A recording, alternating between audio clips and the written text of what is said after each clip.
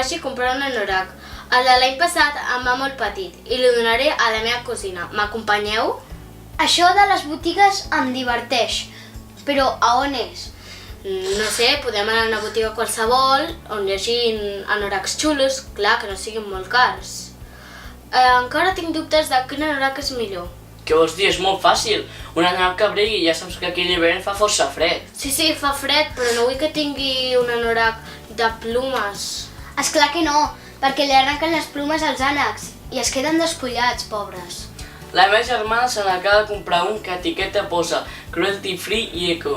Ja sabeu que la meva germana és molt friqui de tot el que posa eco, que no faci mal als animals, ni a les persones, ni al planeta, encara que li costa molt trobar aquestes jaquetes. Però a on és això?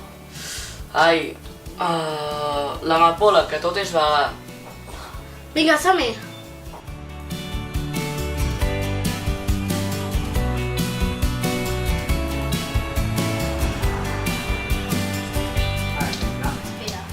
Però Raquel, jo no entenc que aquestes sabates no siguin de pell, si són iguals.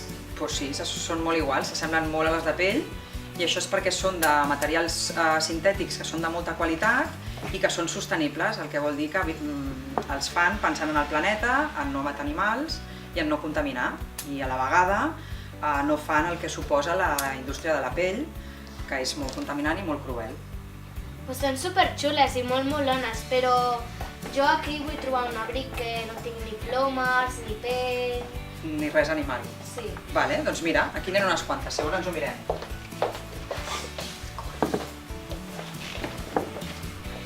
Mira, veus? Totes aquestes jaquetes d'aquí són totes veganes, val? Vol dir que no porten ni pell, ni llana, ni plomes, ni seda.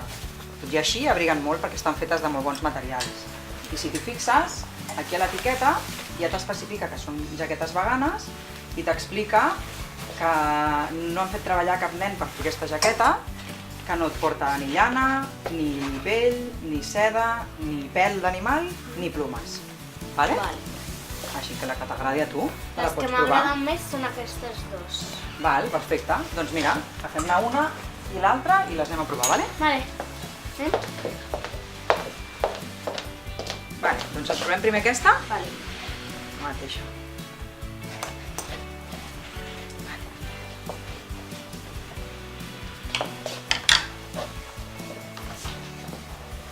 Doncs és supermaca, Molt maca. M'encanta el color, Ona.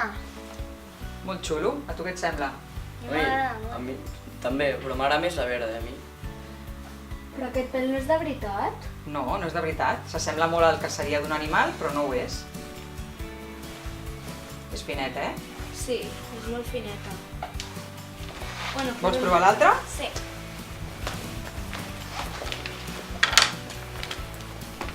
Ostres, aquesta és molt fineta, Crec que m'agrada més aquesta.